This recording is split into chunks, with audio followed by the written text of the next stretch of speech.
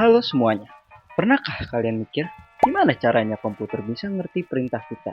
Bahkan kalau kamu lagi multitasking, buka browser sambil dengerin musik dan gak ada delay. Nah, kok bisa? Semua terjadi karena dua hal yang bekerja barengan, sistem operasi dan Instruction Set Architecture, atau yang bisa disebut ISA. Coba bayangin, sistem operasi itu seperti manajer restoran, sedangkan ISA itu seperti buku resep yang menentukan cara memasak. Manajer nggak bisa bekerja kalau dapur nggak punya resep. Tapi, resep juga nggak bisa berguna kalau nggak ada manajer yang mengatur proses masak. Itulah hubungan OS dan ISA. Dua-duanya wajib ada. Ketika kamu membuka aplikasi, sistem operasi melakukan banyak hal, seperti mengatur giliran proses supaya CPU nggak rebutan, mengatur memori supaya nggak bentrok, mengatur perangkat input dan output. Kayak manajer restoran, meja 5 dulu, meja 7 tunggu sebentar, pesanan sup ke dapur dulu. Tapi, aturan kerjaannya OS cuma bisa jalan kalau CPU punya instruksi yang jelas, yaitu yang ditentukan oleh ISA.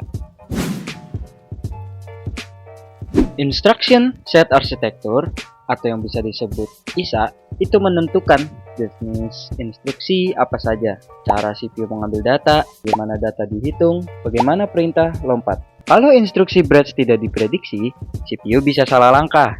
Ini ibaratnya chef salah baca resep, pasti delay satu restoran. CPU butuh data. OS menyimpan di memori dengan paging, segmentation, virtual memory, dan lain-lain. Tapi, semua itu cuma bisa berjalan kalau Instruction Set Architecture mendukung mode pengalamatan seperti register, direct, indirect, indexed. Jadi, tanpa ISA yang mendukung, OS nggak bisa mengatur memori dengan efisien.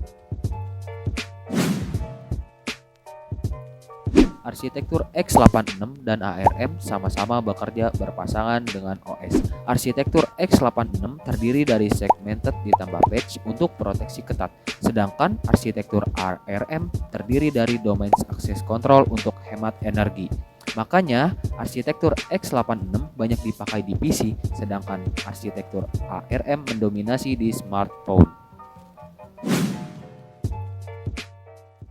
Selanjutnya ada evolusi ISA dan dampaknya.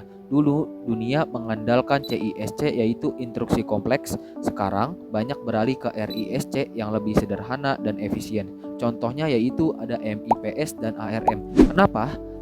Karena OS jauh lebih mudah bekerja dengan ISA yang pola instruksinya sederhana, terstruktur dan cepat di pipelining. Jadi, inti kesimpulan dari materi di atas yaitu kenapa komputer bisa menjalankan aplikasi dengan lancar karena adanya sistem operasi yang mengatur proses dan ISA yang menentukan cara CPU menjalankan instruksi. Mereka bekerja kayak dua sahabat yang gak bisa dipisahkan. Kalau ISA buruk, OS akan lambat. Kalau OS buruk, kemampuan ISA jadi sia-sia. Kombinasi keduanya lah yang bikin komputer modern cepat, stabil, dan efisien. Sekian penjelasan dari saya. Kalau kamu suka pembahasan tentang teknologi kayak gini, klik like, subscribe, dan nyalakan loncengnya biar kamu gak ketinggalan video berikutnya. Sampai jumpa di episode selanjutnya. Kok bisa teknologi dijelaskan dengan santai? See you guys.